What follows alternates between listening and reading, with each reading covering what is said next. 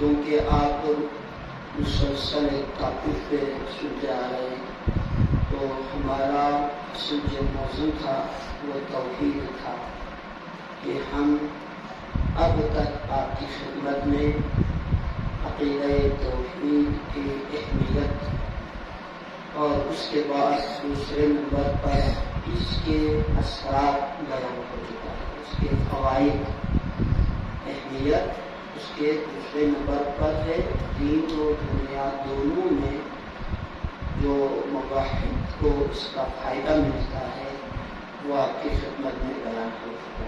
اب ہم آتے ہیں توحید کے اصل بحث کی طرف۔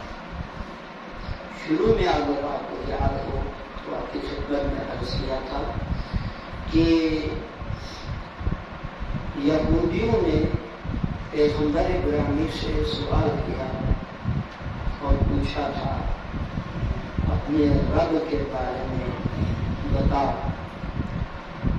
تو کہتے ہیں کہ پیغمبر گرامی علیہ السلام خاموش رہے یہاں تک کہ اللہ نے یہ سورہ قل هو اللہ آپ پر نازل فرمائی۔ سورہ قل هو اللہ میں اللہ نے اپنا تعارف کرایا ہے۔ یہ باتیں ظاہر ہے جذباتی باتیں نہیں ہوتی، یہ باتیں ہیں اپنے دل و دماغ سے سننے کی باتیں ہوتی ہیں۔ تو کیا فرمایا؟ اللہ نے اس سورے کے اندر اپنا تعارف ایک طرح سے آپ کہہ سکتے ہیں جیسے ایک انسان اپنے تعارف میں اپنا نسب حسب بیان کرتے ہیں، میں فلاں ہوں، فلاں کا بیٹا ہوں، فلاں خاندان سے میرا تعلق ہے۔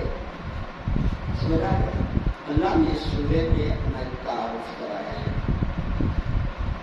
اور یہ بات آپ ذہن میں رکھیں، حضرت علی علیہ السلام نے نہج البلاغہ میں اللہ کی توحید پر جو خطبے دیے ہیں جن میں خدا کی وحدانیت کو بیان کیا ہے وہ 50 سے اوپر ہے۔ یعنی اس سے اندازہ ہوتا ہے توحید کا موضوع دین میں کتنا اہمیت رکھتا ہے۔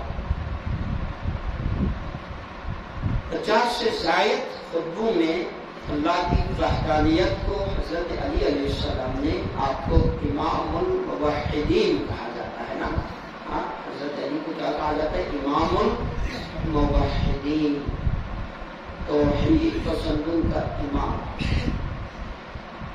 تو یہ اللہ تعالیٰ کے وجود کو، اس بات کو ہم نے پہلے بیان کر دیا ہے، وجود خدا کی دلائل آپ کی خدمت میں بیان ہو چکا ہے، اہمیت بیان ہو چکا ہے، اس کے اثرات فوائد بھی بیان ہوئے۔ 3 چیزیں اب تک کی مجالس میں ہم نے ایک 2 3 مجالس کر کے بیان کیا ہے۔ اب ہے خود بحث توحید۔ توحید کا لفظی معنی ایک جاننا، یکتا، ایک اللہ، ایک توجہ، اللہ کیا ہے؟ ایک قل کہہ دو هو اللہ احد، کہ وہ اللہ کیا ہے؟ ایک، وہ اللہ ایک، یہ اساس توحید ہے۔ اللہ کو صرف ایک خدا کی پرستش، صرف۔ دیکھیں اسلام کی بنیاد اللہ کی وحدانیت سے ہی ہے، یہ اساس ہے۔ میں نے اس دن بھی کہا تھا عقائد میں اساس، بنیاد اللہ کی توحید سے شروع ہوتا ہے۔ اللہ کو ماننا یہ اصول دین میں شامل نہیں ہے، یاد ہے نا؟ دیکھیے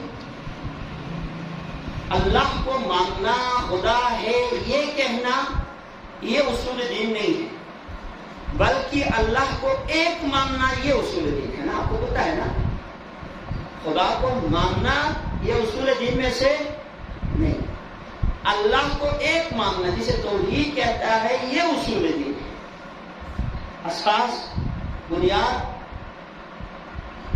یہ وجہ کیا ہے؟ وجہ یہ ہے اللہ کو تو قریش والے بھی مانتے تھے. ایسا نہیں ہے کہ مسلمان دنیا میں پہلی قوم ہو کہ جو اللہ کو مانتے نہ. آپ تاریخ عالم کا مطالعہ کریں، انسانی تاریخ کا مطالعہ کریں تو ہر قوم میں کسی نہ کسی طرح سے وہ خدا کو مانتے. خدا کو ماننے کا تصور ہے، ہر قوم میں ہے. مثلا میں آپ کو مثال دیتا ہوں. عرب قریش والے، مکہ والے، جہاں وہ 360 365 یا 360 بت تو وہ تھے جو کعبے کے اندر رکھے ہوئے تھے. یہی نہیں تھے، اور بھی تھے ان کے خدا جو ان کے قبائل میں ہر قبیلے کا بت ہوتا تھا. وہ کعبے کے اندر نہیں ہوتا تھا، وہ اپنے قبیلوں میں ہوتا تھا، گھروں کے اندر ہوتا تھا. یہاں تک کہ کچھ لوگ اپنے گھروں میں سفر پہ جانے کے لیے چھوٹے چھوٹے بت بنائے رکھتے تھے تاکہ اٹھانے میں کیا ہو، بوقت ضرورت سامان سے نکال دیا حاجی صاحب اور وہ سامنے رکھ کر اس کی کیا کرتے تھے. یعنی اگر ان تمام کی تعداد اگر بندہ کرنا چاہے تو وہ ہزاروں سے اوپر چلے جاتے ہیں.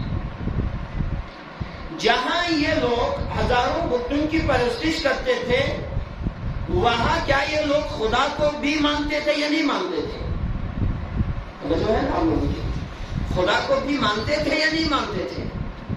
مانتے تھے. یہ لوگ خدا کو بھی مانتے تھے. میں آپ کو مثال دیتا ہوں. مثلا کیا یہ لوگ کعبے کا احترام کرتے تھے نہیں کرتے تھے؟ کس نسبت سے؟ بیت اللہ ہونے کی نسبت سے کعبے کا احترام کرتے تھے. اس لیے آپ کو پتا ہے کہ نبی کریم علیہ الصلوۃ والسلام کی عمر 14 برس کی تھے.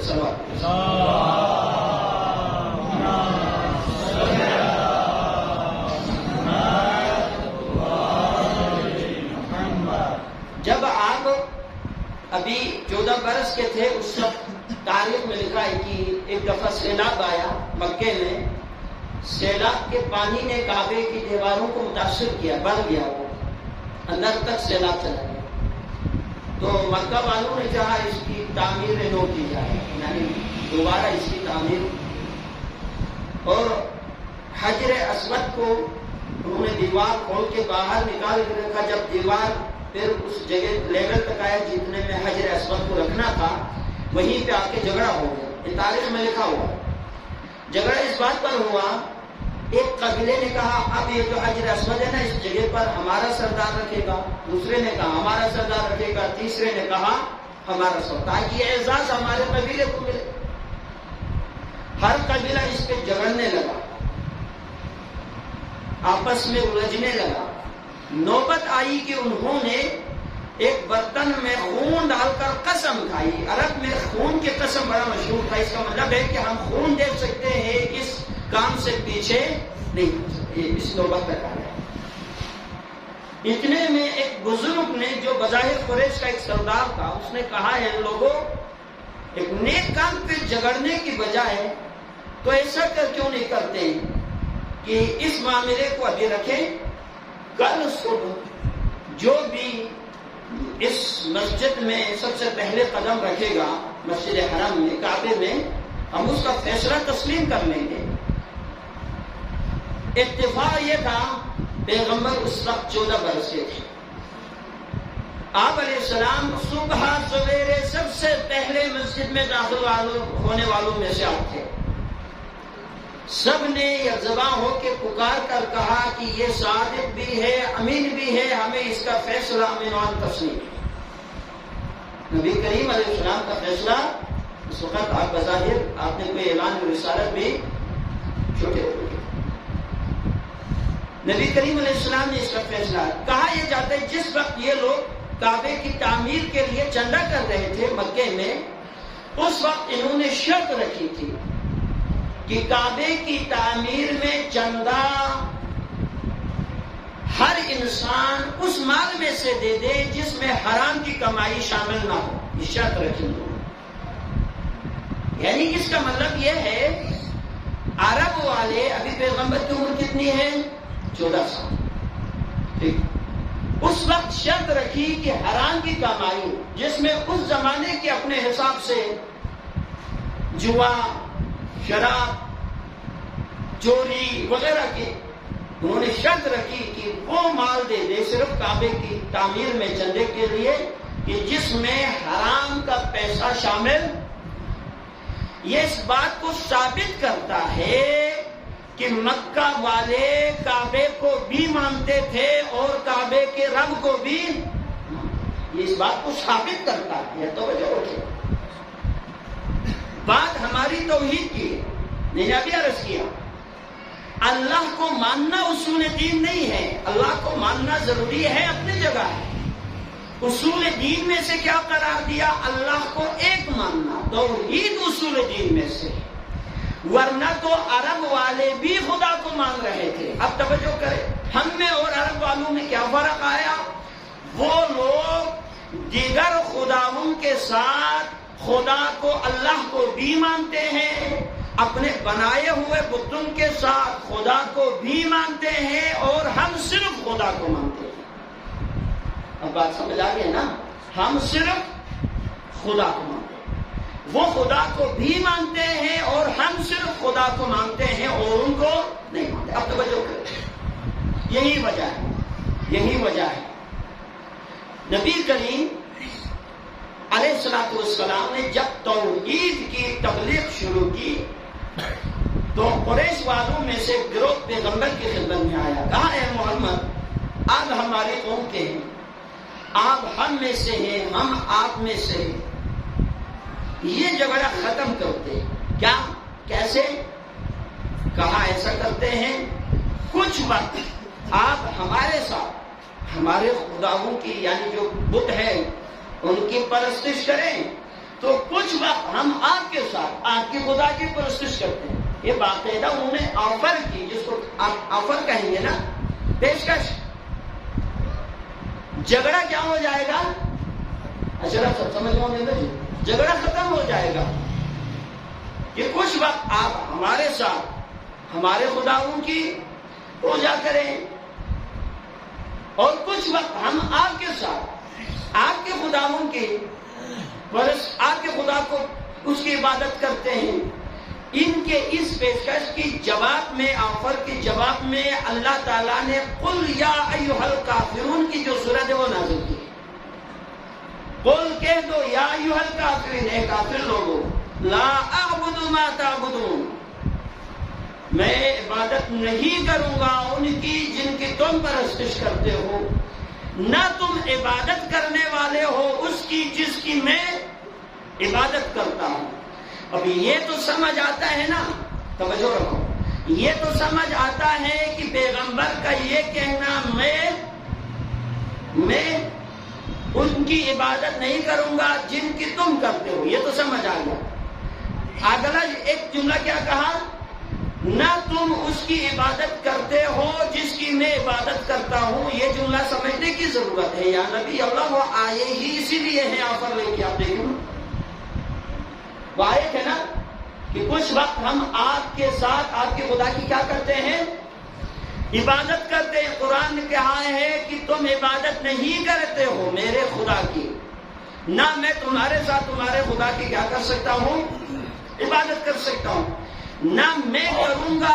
یہ تو سمجھ آ گیا. لیکن یہ کہ تم نہیں کرتے ہو میرے خدا کی پرستش، یہ تو سمجھنا چاہیے. وہ آفر لے کے آئے ہیں، وہ آئے ہیں اسی لیے کہ کہا جا رہا ہے کہ ہم کچھ وقت آپ کے ساتھ آپ کے خدا کی کیا کرتے ہیں؟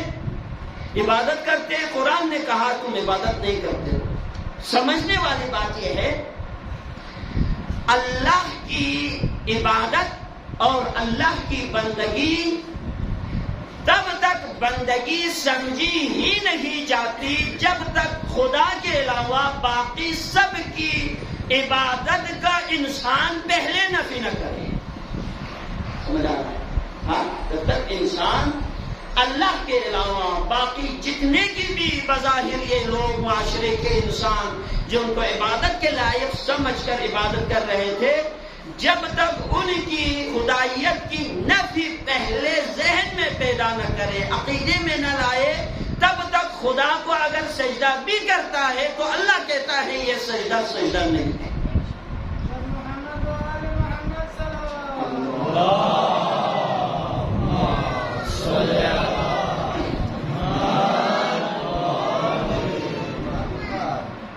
سمجھو یہاں تک کلیئر ہو گیا۔ اب دیکھیں کہ اسلام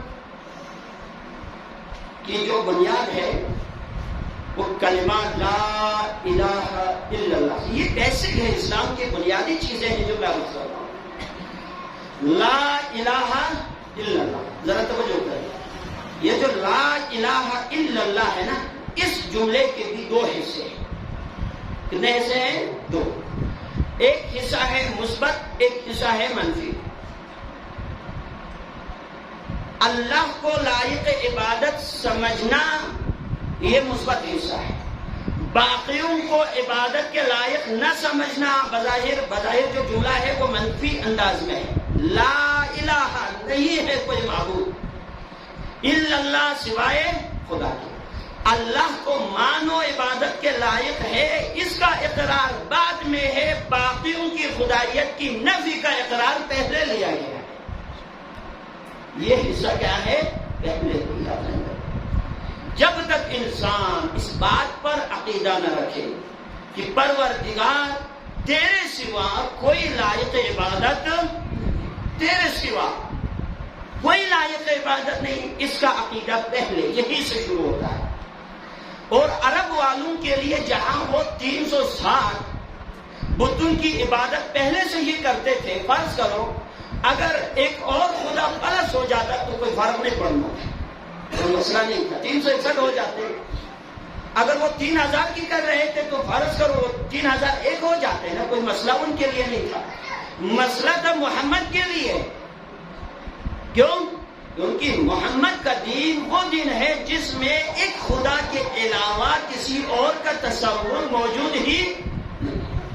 اسلام میں اب ایک چیز ہے، ایک چیز تو یہ ہو گئی، توحید کا یہ مفہوم ہے، اللہ ایک کا مطلب ہے عبادت بھی صرف اسی کی ہی کی جائے، ایک کا مطلب ہے پوری کائنات صرف اسی کا محتاج ہے، کائنات میں اگر کوئی ذات جو محتاج نہیں ہے، غنی ہے، وہ صرف خدا کی ذات ہے، سب چیز محتاج ہے خدا کا، اور خدا کسی ذات کا، کسی چیز کا محتاج۔ واللہ هو الغنی الحمید، عقیدے مستحکم رکھو اپنے، یہ مستحکم تب ہوں گے جب سنیں گے، جب بولیں گے، جب بیان ہوگا۔ یہ آپ میں سے جو بزرگان ہیں، آپ تو اس معاشرے سے گزرے جہاں بزرگ علماء ایک ایک چیز کو بیان کرتے تھے۔ اب یہ جو ہمارے نوجوان نسل ہے، یہ چیزیں تو آج کل نہیں بیان ہوتے ہیں نا، بالکل نہیں ہوتے ہیں۔ ہو گیا بیان تو محفل ٹھنڈا ہوگا، جس کا اندازہ آپ لوگ کر رہے ہیں نا، محفل کیا ہو جائے گا؟ کیوں؟ لوگ حقائق سننے مجلسوں میں، امام بارگاہوں میں کم تشریف لاتے ہیں، جذبات کو تسکین دلانے کے لیے زیادہ آتے ہیں۔ یہ عمومی مزاج ہے لوگوں کے، جہاں جذبات کو تسکین مل جائے سبحان اللہ، جہاں جذبات نہ ہو، حقائق ہو، بنیاد ہو، اساس ترین بنیادی ترین چیزیں ہو، وہاں جذبات نہیں ہوتے، تو وہاں ظاہر ہے جذبات کے جوش پہ چلنے والی قوم، چلنے والا معاشرہ پھر ان چیزوں کو بہت کم ایکسپٹ کرنے والے ہوتے ہیں۔ لیکن کیا اس کا مطلب یہ چیزیں بیان نہ ہو؟ ان چیزوں کے بیان نہ ہونے کا نتیجہ آپ دیکھ رہے ہیں، آپ دیکھ رہے ہیں۔ اب عبادت نہیں رہا، ہماری عزاداری اب رسم بن چکی ہے۔ اب کہتے ہیں کہ میرا جذبہ کہتا ہے، اب یہ ختم ہو گیا، حکم خدا کہتا ہے، یہ تصور ختم ہو گیا۔ کہتے ہیں کہ ہمارا جذبہ، ہمارے جذبات کو ٹھیس پہنچایا ہے، یہ باتیں تو ہمیں سننے کو ملتے ہیں۔ حکم خدا کی مخالفت کی ہے، یہ کہنے والے بہت کم لوگ آپ کو سننے دیتے ہیں۔ کیوں؟ کہ جب ایک معاشرے کو مسلسل ایک رخ پہ لیکچر ملیں گے سننے کو، تو دوسرا رخ ذہن سے مٹ جائے گا۔ عزاداری، حسین کے نام پہ ہونے والی جلسے جلوس جو بھی ہے، ماتحت شریعت، حکم خدا کے ماتحت جب تک ہے وہ عبادت ہے۔ جب یہ عزاداری حکم خدا کی ماتحتی سے نکل کر جذبات کے دوش پہ چلنا شروع ہو جائے، وہاں سے آگے وہ عبادت شمار، وہ پھر جذبات کی جذبات ہے۔ تو اس لیے ان چیزوں کا بیان ہونا نہایت ضروری ہے۔ یاد رکھو، اللہ کی جو معرفت ہے اس کے 3 حصے بظاہر بیان ہوتے ہیں۔ آپ توجہ رکھیں، چیزیں سمجھنے والی ہے، اس میں جذبات نہیں ہے۔ آپ توجہ کریں گے تو آپ کو انشاءاللہ سمجھ آ جائے گا۔ ایک کو بھی سمجھ آ گیا تو کافی ہے۔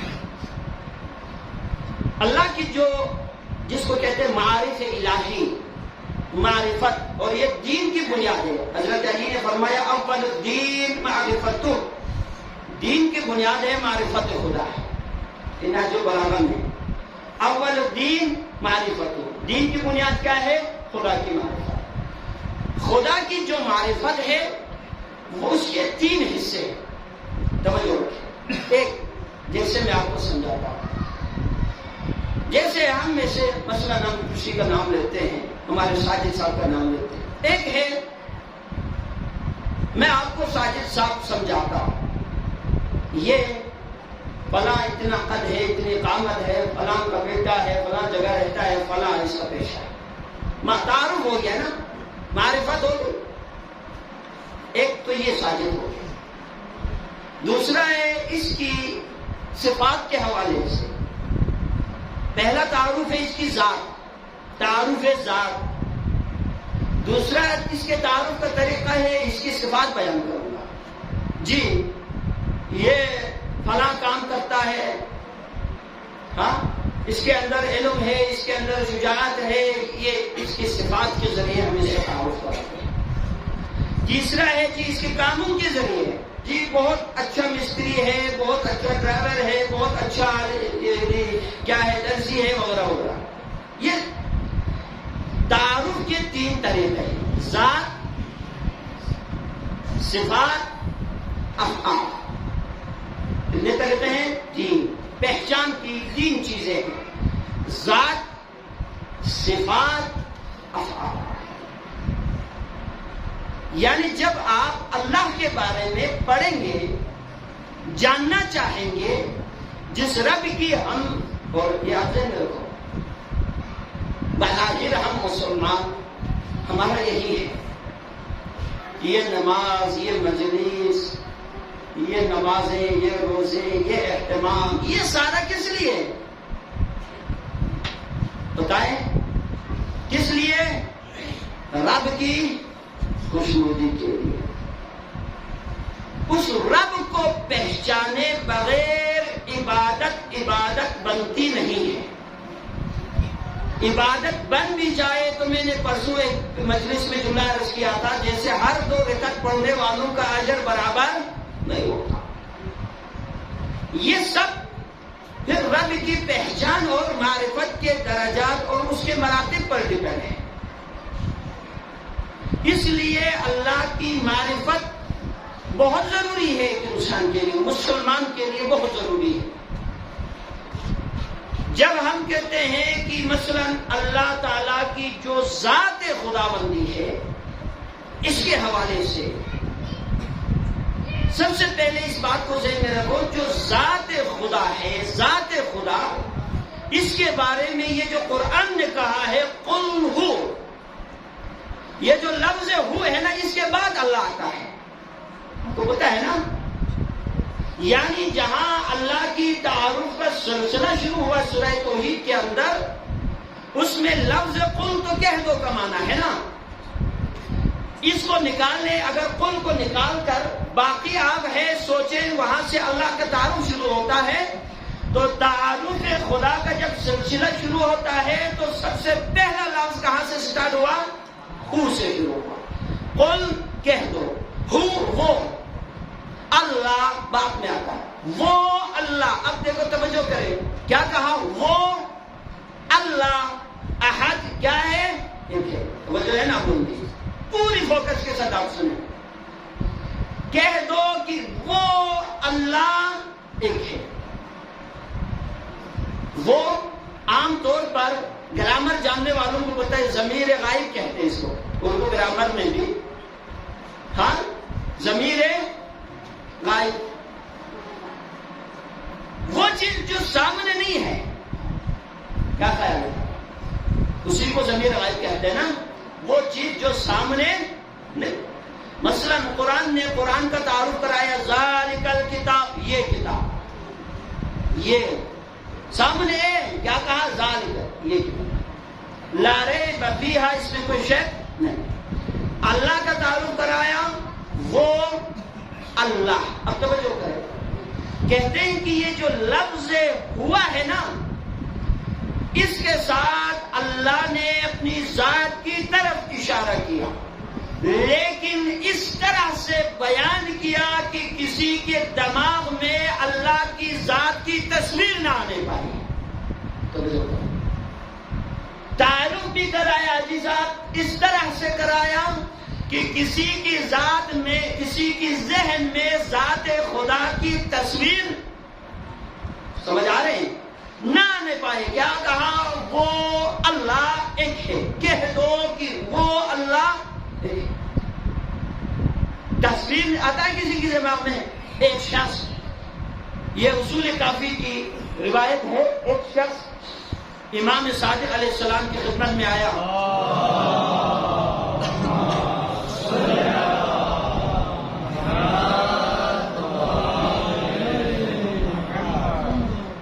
انتظامیہ جوان جی آپ سے یہ بلبش کھا باہر تو جو ہے نا ہمارے دیگر سوال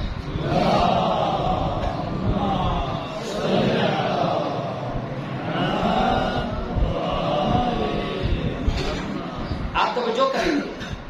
میں نے آپ سے پہلے وعدہ کیا تھا، سننے والا ایک ہو 1000 ہو، سننے والے ایک ہو یا 1000 ہو، ہم جتنا پڑھ سکتے ہیں، معلومات دے سکتے ہیں، اس میں انشاءاللہ کمی بیشی نہیں۔ ہاں، یہ ہماری ذمہ داری ہے۔ کیا عرض کر رہا تھا؟ اس طرح سے قرآن نے تعارف کرایا۔ اب یہ تفسیر میزان علامہ طباطبائی صاحب کی اگر آپ میں سے کچھ پڑھتے ہیں، پڑھا ہے تو ذرا آپ اٹھا کے پڑھ سکتے ہیں۔ اس طرح سے تعارف کرایا جی صاحب قرآن نے، اور یہ اللہ کی کرم نوازی ہے کہ رب نے اپنا تعارف کرایا اپنے قرآن میں، اپنے الفاظ میں، ورنہ نہ جانے ہم اللہ کے بارے میں کیا سوچتے ہیں۔ یہ تو رب کی کرم نوازی ہے، اس نے اپنی کتاب میں اپنے تعریف کرنے کا بھی سلیقہ سکھایا کہ ان الفاظ میں میری حمد کرو، الحمدللہ رب نہ جانے ورنہ انسان کس طرح سے اللہ کی تعریفیں کر رہے ہوتے۔ سمجھ آ رہے ہیں نا؟ کیونکہ لوگ جب تک اللہ کی طرف سے رہنمائی اگر نہ ہو، پھر لوگوں نے اپنی تعریف کرنی تھی نا، اپنے الفاظ میں، اپنے تصورات میں رب کی تعریف کرنی تھی نا، تو وہ پتہ نہیں انسان کہاں تک چلے جاتے ہیں۔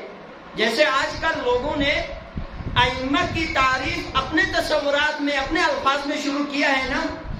اب دیکھ رہے ہیں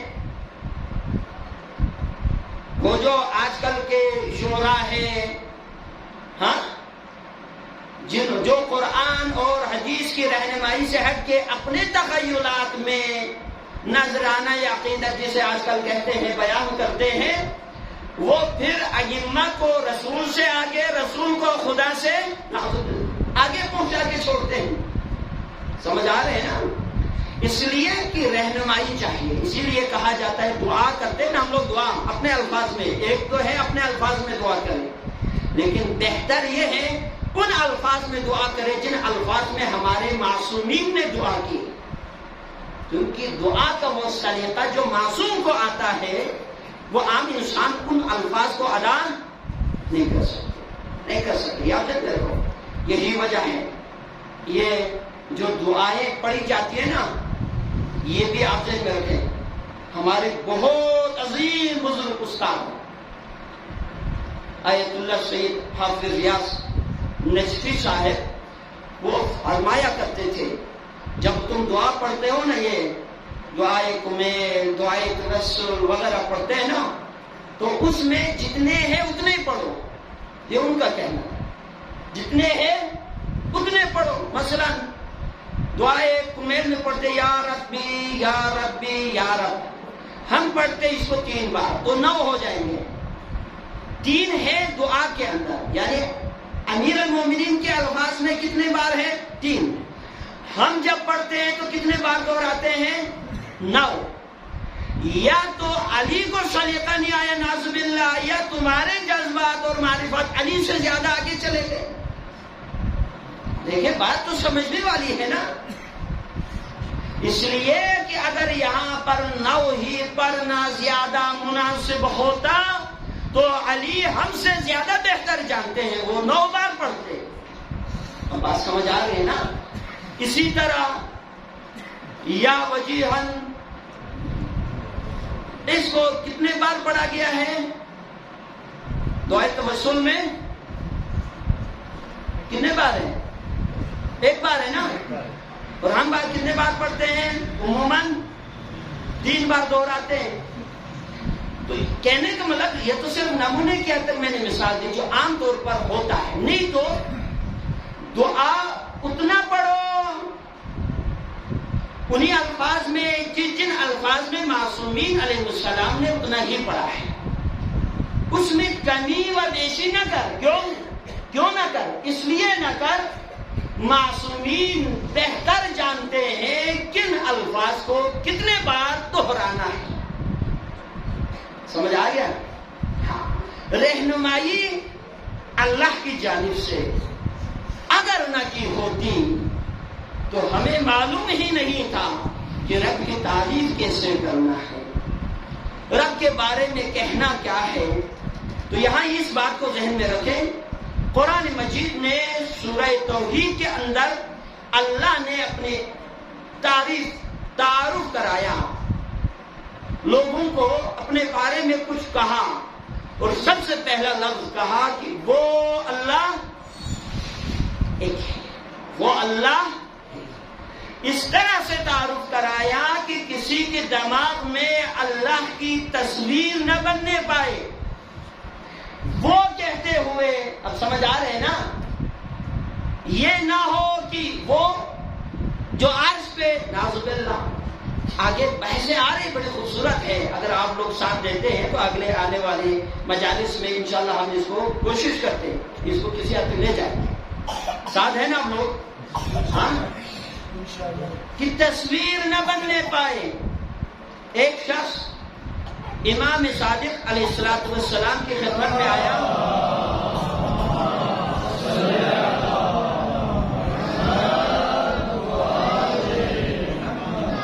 ٹائم آ چکا ہے, میں اس حدیث کے ساتھ آج کی گفتگو تمام کر دوں گا. عرض کی اپنے رسول اللہ, خدا کا کچھ تعارف کرائیں, بتائیں, رب کے بارے میں کچھ بتائیں. امام علیہ السلام نے اللہ کا تعارف کرایا. اللہ وہ ہے, اللہ وہ ہے, اللہ وہ ہے, اللہ وہ ہے, اللہ وہ ہے, جیسے ہوتے ہیں. وَهُوَ الْعَلِيمُ وَهُوَ الْقَدِيرُ. مثلا آپ کو سمجھانے کے لیے عرض کر رہا ہوں, امام نے اللہ کے اوصاف, اللہ کے اسماء, توجہ, اللہ کے اسماء, اللہ کے اسماء ہے نا, ہے یا نہیں ہے؟ نام قرآن مجید کی آیت موجود ہے, قُلِ ادْعُوا اللَّهَ أَوِ ادْعُوا الرَّحْمَٰنَ أَيَّمَّا تَدْعُوا فَلَهُ الْأَسْمَاءُ الْحُسْنَىٰ. اسماء حسنہ, یہ تو آپ جانتے ہیں. اسی طرح اللہ کے کچھ افعال ایسے ہیں جو اللہ نے اپنی طرف نسبت دی, جیسے خالق ہے, رازق ہے یا نہیں؟ اللہ کے کچھ اسماء ہے, کچھ افعال ہے, کچھ صفات ہے. تو بظاہر امام علیہ السلام نے اس سے اللہ کے بارے میں بتایا, اللہ یہ ہے, یہ ہے. اس شخص نے کہا کیا اللہ یہی ہے؟ امام نے فرمایا اللہ یہ نہیں ہے. یہ بڑی سوچنے والی بات. پہلے اس نے پوچھا اللہ کے بارے میں کہ کچھ مجھے اپنے خالق کے بارے میں، رب کے بارے میں جن کی ہم عبادت کرتے بتائیں. امام نے فرمایا اللہ یہ کچھ اسماء کچھ صفات بیان فرما دی. اس نے پھر پوچھا کیا یہی خدا ہے؟ امام نے فرمایا اللہ یہ نہیں ہے. پریشان ہو گیا. کہا کہ اللہ یہ نہیں ہے جس کا تصور تم نے ذہن میں بنایا ہے. چونکہ امام جس وقت تعارف کرا رہے تھے اس نے اپنے ذہن میں ایک تصویر بنا لی. اب ذہن میں آیا ہے نا، ایک تصویر اس نے اللہ کے بارے میں بنا لی. جب اس نے پوچھا کیا اللہ یہی ہے؟ امام نے فرمایا اللہ یہ نہیں ہے. اللہ خالق العقل ہے جو کبھی عقل میں سماتا ہی نہیں ہے. اللہ خالق العقل ہے. یہ نہ سوچنا کہ اللہ دماغ میں آ جائے گا، تصور میں آ جائے گا. اسی لیے قرآن مجید نے اللہ کا لفظ بعد میں پہلے کہا وہ اللہ ایک ہے. سمجھ آ گیا؟ اب آپ دیکھیں اللہ کے بہت سارے نام ہیں.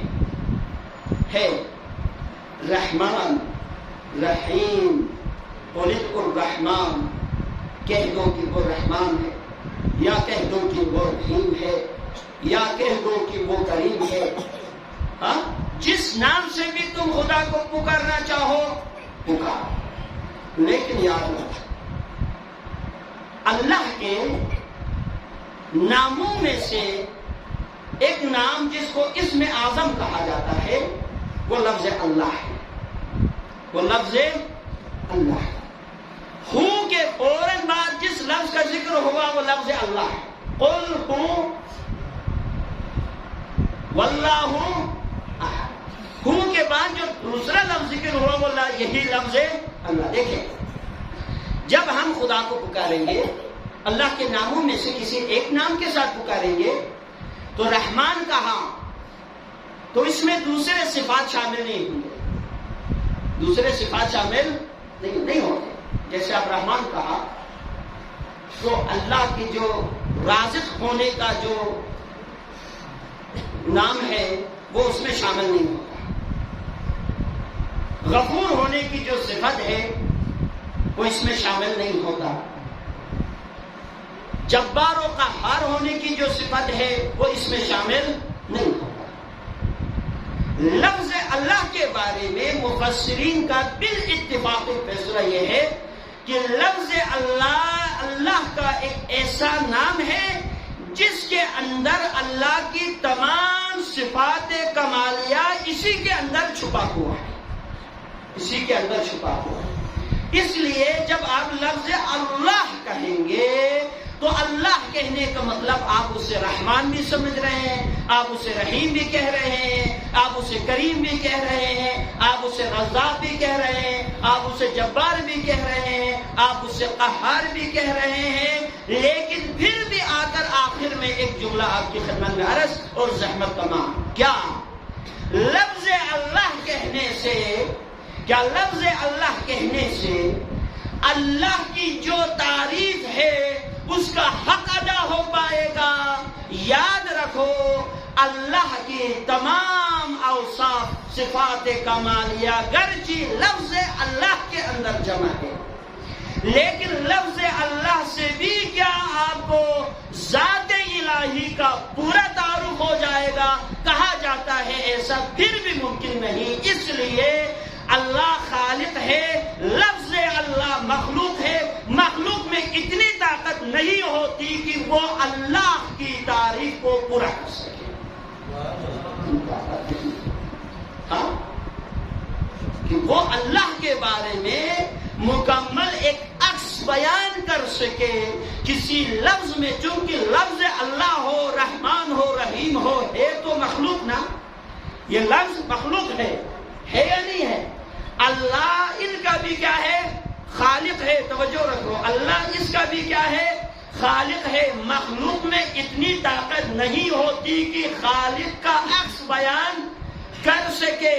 اس میں اتنی طاقت ضرور ہے، مخلوق کی رہنمائی کر سکتے ہیں لیکن خالق کا پورا تعارف پھر بھی ممکن. اسی لیے کہا قل کہہ دو هو اللہ احد کہ وہ اللہ کیا ہے؟ بات ختم۔ یہاں تک امید ہے انشاءاللہ آپ کو کس حدیث یہاں تک سمجھ میں آ گیا ہوگا۔ اللہ کی طرف ظاہر ہے ذات خدا انسانی تصور سے بالا ہے، انسان نہیں سوچ سکتا کس طرح کا ہوگا، نہ اس کے بارے میں روکا گیا ہے باقاعدہ حدیث میں۔ کیوں؟ میں نے ابھی عرض کیا، قرآن مکمل طور پر اگر آپ خلاصہ کر کے لفظ اللہ میں رکھ دے اس میں اعظم ہے، پھر بھی یہ مخلوق ہے، یہ مخلوق ہے۔ مخلوق میں اتنی طاقت نہیں تھی، وہ خدا کے عکس کو یوں سمجھے، تعارف کو مکمل طور پر، جو پرسوں آپ کو دعائے عرفہ سے خدایا کیا کوئی چیز تم سے بھی زیادہ ظاہر ہے کہ میں اس چیز کو وسیلہ بنا کر تم تک پہنچ جاؤں؟ یہ امام حسین نے فرمایا تھا نا، کوئی چیز تجھ سے ظاہر کوئی چیز نہیں، ہر چیز اپنے ظہور میں تیرا محتاج ہے، تو اپنے ظہور میں کسی چیز کا محتاج ہو۔ بس خدا تک پہنچنا ہے نا تو ایک ہی طریقہ ہے، وہ طریقہ ہے خدا کے جو بھیجے گئے حجت ہے، ائمہ ہے نا، ان کا دامن پکڑے، کیونکہ یہ مخلوق کو خدا تک پہنچانے میں بہتر رہنمائی کرتا ہے، ان سے بہتر کوئی دوسرا رہنما ہو ہی۔ مثلا خدا صابر ہے، قرآن مجید میں ہے نا، صبور، بہت زیادہ صبر کرنے والا ہے۔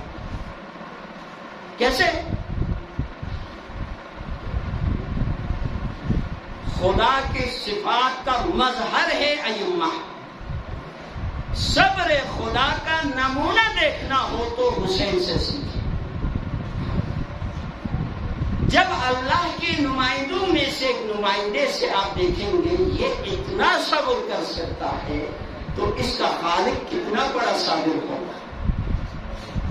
انسان ائمہ کو اسی لیے کہا جاتا ہے مظہر صفات خدا، مظہر صفات خدا۔ کیوں علم کو لوٹانا دینا مزنبت، کیوں یہ حساب کو عالمیت پڑھنا، کیوں دنجو فی ذات بھی شرکان سے علم لکھتی، میں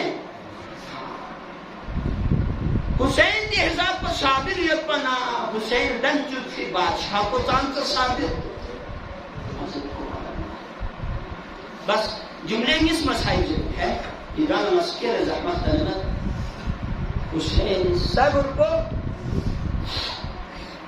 ابراہیم خلیل الرحمن سے حکم خدای مطابق خلی فرزند اسماعیل ذبح بے وحلا روایت کا تاریخ نیت مگلا پتی چیز مگلا پتی چیز کیوں بھی کامالا پچیس کس بچیس مبادا زیپت پنات ایسے کامالا پیس پتنا مبادا زیپت بے وحلا چھک بے مکھو سے بدیس نیم پلا برداشت مسونا صبر ابراہیمی سے سابیس اسماعیلی سے سابیس اما صفات صبر خدائی کی صفات بھی مکمل تصویر اگر مظہر صفات خدا صبر حوالی کرتے نا کربلائی حسین نا علی اکبر قربانی بتا کربلائی نو حسین نا علی اکبر قربانی بتا عجبی حسین چاند صبر بسرچو کربلائی نو ایران لکوست کہ پوری فلونا غلام کو ینبو کھیرے شاہ حسین نے تنگا جو والا فلونا غلام کو اس کا ینبو کھیرے شاہ اسے دے جانا اسی پوری فلودو نتاس محتنگا ہی فلودو نتاس اور پوری فلو زين ذو الجناي كنا سمين كربلاء قوم وأهلا إيش شهداء كنا نشوفهم مولانا سكتس أما هون كويس نزوي كحسين نقول إسرائيل بوشاس إسرائيل بوتون روش هيتسوس هوريسي هودي جنازون لنوزر استب بيانا حسين كسر بيسبور اسلامی دستور ان رسپی ببی کا جوان بھی جنازہ نکل رہا اسلامی دستور خورلا جوان بھی جنازو خور مچوس حسین اسی جوان بھی جنازو بری ہوئی جنازو خان خور شس لیکن حسین صبر کو لے جاؤ تو سے قربان دو پسو شیخ زہرائی میگی اور حسینی صبر پہ کھا کہ ایگاونی جنازو کھرفی علاوہ کری لچویت پا جوان علی اکبری جنازو سے حسین خان سی گرزر تاریخ حسین خان سی گرز حسین مظہر کبریاء مظہر صفات کبریاء عجب منظر ہوتا سرزمین کربلا صبر نمونہ یا تو حسین پا یا حسین اسلام و زینب پا جس طرح حسین صابر ان منصفو حسین اسلام و زینب صبری پہاڑ ان پا طعام سے مسائل کی زینب الصبر کیسا میں روایت سے بیٹھے ہیں میں نے عرض ہوتا کسر بیوت کہ 11 محرم لا دی قافلو کفات شر دی تیاری دیس حسین بلبیس کن یتیم کن مسلموں لحپا لحجہ جیورا زنجہ تانسے کربلا کھیلنا مفیر اللہ کھیل بھی تیاری دیس اور روایت چلی نردت جب گنگل آسمانوں میں خاص زنجر حکم جانا حسینی رنچنی بوشی نینے چو زیمت سوار بسٹیس من رنچنی نینے چو آیا یاز دمت بیس میں وہ بکھانا یا سوار سوچ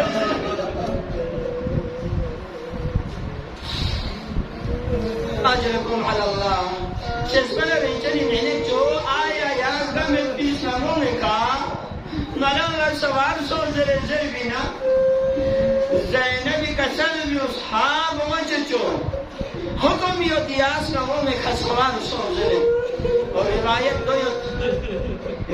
دویت علی زین العابدین دینت پر یلفو سنموے خاتوک سے سفر جایت بقابل میں پر مبارک لاپوں یفوزو سے چیز جنوالا سجختاس وہم سنموے کھن سجاد بار بار بے ہوشوں سے سنہ خود پہ خطرہ یلپنا سجادی کامن نسکل احجاقتان سے نسنوے فانب رسی چیز ضرور روایت اور دی قافلو لحرکت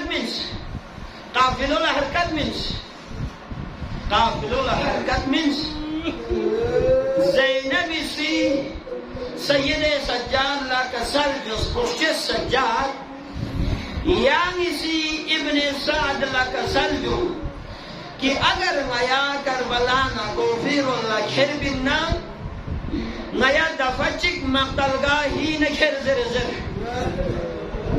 تاکہ نیا سی نتی وارث کنی شہداء کنی آخری دیدار بسم پر نیا کربلانا دوئے لے اے تاریخی نظر ایک روایتی نکسر بیوتنا زینبی خواہش بسمین پا کھوئی سنین کن دے حساب کو سندلیت پا ظلم گاما بیس کو مچھت پا مقتلگاہی نرگل کھر بنا اسیر کلا مزید تکلیف کی صرف ہو صرف قصہ مختصر دی قافلو مقتلگاہی نرگل مقتلگاهی نو شهدای پپسو فیلاش کن اسیر کن لطفم زینب لمیمه گومت پیر گومو گفتم منا زینب به اختیار سنوی کنسان چوس گومت پی پپسو پیر گومو چگی سامن زینب لاس سؤال بس أنت أخي الحسين ميمو يعني كسل بويني ميمو حسيني جنازة يوجنا آیا يعني ميمو حسين بوينا زينب حسيني جنازة بك شخصنا روایتی كسل بوانتي زينب سي ميمو پپسو في تقرأ بخشي لحبي لنس حسيني تقرأ بخشي لحبي لنس دور اللہ نگاہ بس پروردگار زینبی دی قربانی و یعنی بارگاہیاں قبول بس پروردگار الا لعنت اللہ علی القوم الظالمین